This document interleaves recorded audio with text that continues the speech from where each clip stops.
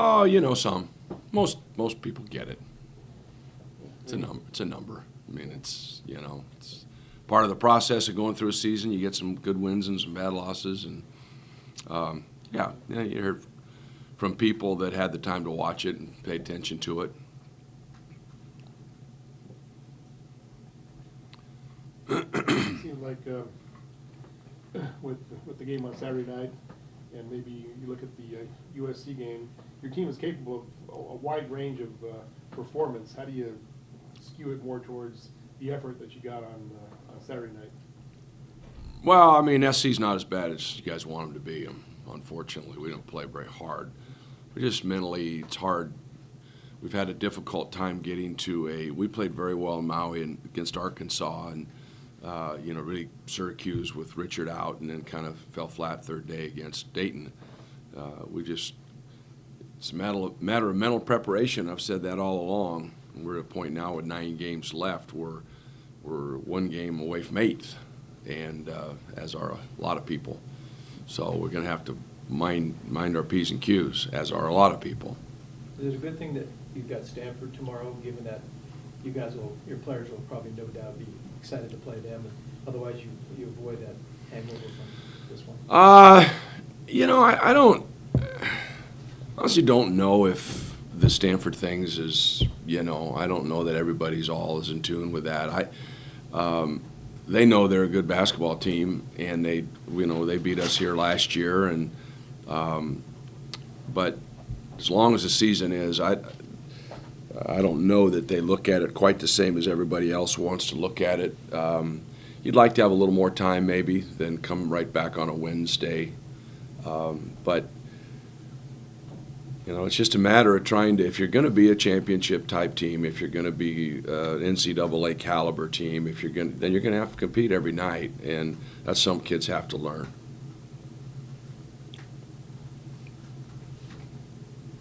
What is Stanford? What are the problems they present? What do you remember from last They're year? physical. I mean, for one, they're physical around the basket, a lot of pushing, body check type things on the boards. They're a good offensive rebounding team. So that's going to be an issue.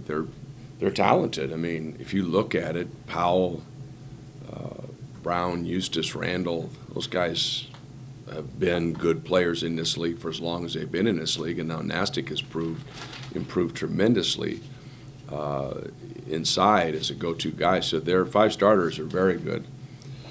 I think what they've got now is a little more confidence in their bench. They've adjusted to getting different things from their bench. They're going with Allen some. They're going with Lemon more than they used to. And Gage, of course, has always been a part of the process. So they're using those 3 kids, and maybe Verhoeven a little bit, going bang a little bit, but they've gone with them more than when they did when we first played them, and I think it's helped them. Is your confidence level in your bench improved? Yeah, I mean, and sometimes I think that helps us as well when I put Christian or Cam or any number of, whoever happens to be coming off the bench and getting guys that are starting some rest. I think it does help us. If we can maintain where we are at the time, or maybe even get a boost or not lose much, be able to bring fresh kids back off the bench after rest has helped. How much do you think the close game against Arizona helped Stanford kind of realize, okay, maybe we are? I think they realized that in the first place. I think they had every bit of confidence they could beat Arizona. I don't think there was a doubt in their mind they could beat Arizona. I don't think there's any doubt in their mind that they're a good basketball team, and rightly so. They're just fine. Other than you mentioned the Stanford bench, any other appreciable difference in that team between now and when you faced them earlier in the season? No, same guys. I mean, they've got, as I've said many times, it's about performance, and Randall's had some huge games, some 30s, and Powell's had some upper 20 games. Eustace is just blue-collar guy that gets an awful lot done. Brown's had some big games. So they've got a lot of guys that are capable of having big games, and if they get that, I mean, I remember last year they came in here, they made about their first 30 shots. It seemed like they just did not miss, and they've got guys that are capable of doing that. So, if you've got to try to minimize and you've got to defend because they've got a lot of people who can put up numbers. Where's Krecklow at this point? He's in class. Has he been able to practice with Yeah. you? Yeah. Is he Yeah. getting closer to playing? I think he'll play. Is his conditioning an issue, or has he been able to maintain that because of the hand injury? Oh, he'll get tired. I mean, he'll get tired just because game level intensity is different than anything. But he's pushed pretty hard, and part of just not being able to do anything, he would get on the treadmill. He would do a lot of different things. Plus, he doesn't get himself all that out of shape to begin with. He's pretty tuned in kid. Any concerns about how you fit him into how Sure, you sub and sure. rotate, you know? Somebody won't be happy. There's minutes, but if he can help us, and our job's to find a way to get him in and get him some time and see if he can help and where and how. I think physically he can help us. I think mentally he's a very smart player, plays at a pretty high pace, and if that's something that would help us, then we got to go. After the day off on Sunday, how did the players return to practice? Anything different you noticed about them after this? No, they're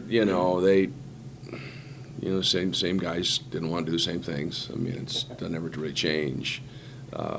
You got to push them to, you try to go back to work on block off, and they're not really thinking that's something they wanted to do. But that's been something we've had to deal with all the way along. Our practices aren't always what you'd like them to be on a consistent basis. We've got class issues. I mean, we don't start practice till 4. We've got class. Some guys have classes in the evening, so we've had time constraints a little bit, which we've had to work through. Back to Krecklow for a second, Mike.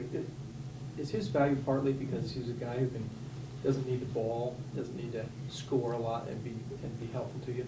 Well, he needs to kind of sort of just ease himself back in and not try to be everything to everybody.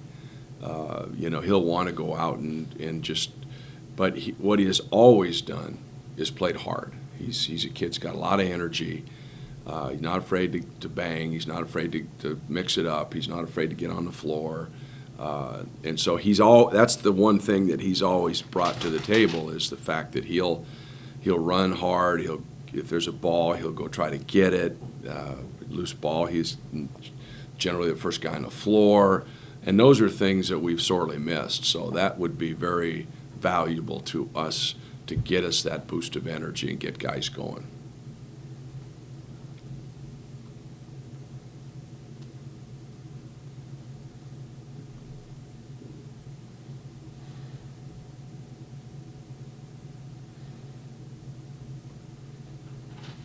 Anything else, John? Ooh, a lot of pressure, John. Oh. Can you handle it? I don't know. Other than Krecklow, are you in pretty good health as far as you've been this point in the season? Other than that, Mrs. Lincoln, how'd you like the play? Yeah. Yeah. I mean, the other guys are. Well, Christian has actually helped us. You look back at the video, and he and Jeff Powers really helped us against Stanford last time. They played with a great deal of energy, really helped us.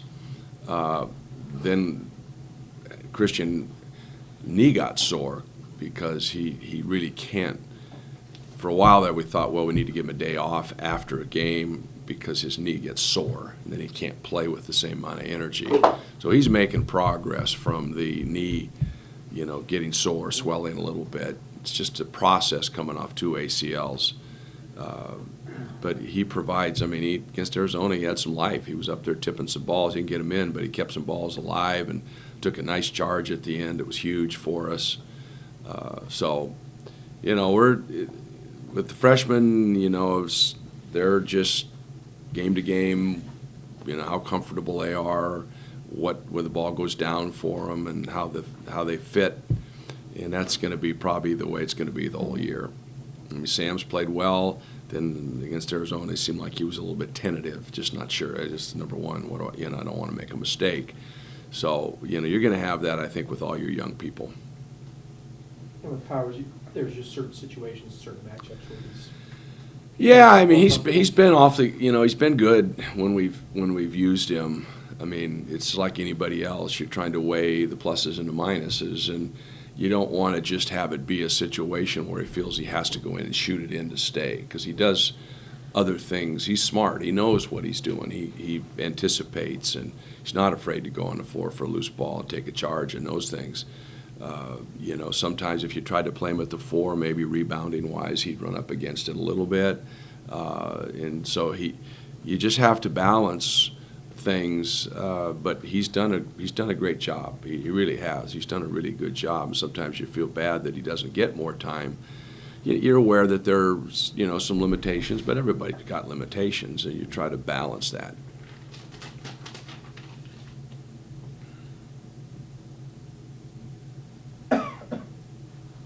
And how will you handle the rest of the week, just having the one game this week?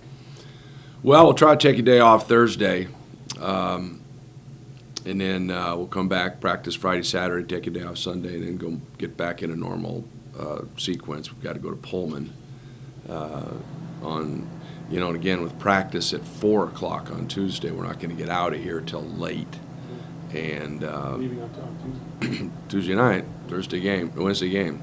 Every game's Wednesday. Right. So we'll pull into Pullman pretty late. It's just hard. I mean, I'm trying to be a good soldier and reluctant to have the kids not miss class, and so we're scheduling everything around their class schedules in order to get kids graduated. We're starting late, and it's hard. I mean, there's going to be lively discussion, I'm sure, in the spring about, do you go home? Do you stay on the road? What do you do? And you don't want kids to miss class, but then, gosh, you get home at 2 o'clock on Wednesday night. Do they get up and go to class? I mean, if they don't, what's the point of coming back to go to class if you're not going to go to class because they're beat? And then the issue of just laying around. It's going to be a topic of conversation. I don't know that anybody else does it, to be honest with you. You can say that the Big Ten, but they all fly back after games because they're all private airport, not very far away, and they generally don't play 2 games in a row. They play a road home. So I don't know. I don't know that the others do that with our distance from place to place. How many schools in your league charter planes? Well, Arizona does. You did for the coming back from LA? Coming back from SH, we're chartering 2. We're chartering 2 Pullman, Okay. and we're doing one other, I think, coming back from Arizona. So I think we have 3 Is it segments. just financially not feasible to do it all the time? What's feasible? I mean, it depends how you spend your money. In a perfect world, everybody charter everything. For equality's sake, everybody in the league would charter. They'd have 80 segments, go to an airline, take the money from the package that they've sold, say, look, this is for this, because we want everybody to have the opportunity. I think that's what they should have done. But You think that'll be readdressed after the season? we address it till we're blue in the face, but the people need the money, and they're not going to do that. I mean, it's, it just, when you send the kids out on the road and you ask them to stay, in order to get them back to class, or in order to get them back to get a day off, or in order to get them back at a normal time, that would be the thing that everybody should do. And then it wouldn't be that the ones that want to do it have an advantage versus the ones that didn't want to do it. Once you give the money to schools, and it's their money to make that decision, they're not going to make that decision. So nobody other than Arizona does it regularly? I don't think as a steady diet. I don't know. Right. I think some do it. Again, if one of the questions was asked, are we taking these kids out of class? Oh, no, we're not missing more class. Well, the obvious answer is, if you're not going to take them out of class, you're going to have to get them back, which means charter. You have to. You can't. So if you say, no, we're not chartering, then they're obviously out Wednesday, Thursday, Friday, anytime. And we've got all Wednesday games. Now, not everybody does, but we do. So that's just a product of this whole new package and adjusting to it. Does it cost appreciably more to charter? It's expensive. Twice as much, or? It's expensive. Yeah, there's no question. But, you know, there's a cost to doing business. You know, I mean, there's a cost to doing business, and if you, take this money and then don't use it for the cost of doing business, then it's, one might question that a little bit. You're getting a lot of mixed messages, aren't you, from a lot of different people? Well, you're trying to do the right thing, for everybody, and you want to win. Of course, everybody, wants to win, and you want to graduate, and the best chance to graduate is go to class. But if you're going to take TV money, you're going to not play Wednesdays, Sundays, and who knows where. And so there's more missed class time, and, there are some inconsistencies there, if you will. Your players generally take a lighter class load in the spring semester, is that? No, you're trying to, yes and no. You're trying to graduate them in 4 years, theoretically. If a kid thinks he's an NBA guy, then you want to get them as close to graduating and whatever they think they might have a chance to go, so you take summer. But in the case of Justin and Richard, who, if they pass all their classes, will graduate. But it's not an easy load. Basketball's over both semesters. Football's just. Yeah, and that's another thing. And it's, football doesn't play on Wednesdays, and they're playing pretty. Football they can load up their schedule in the spring because they don't have a season. Mm-hmm. And all summer. Yeah.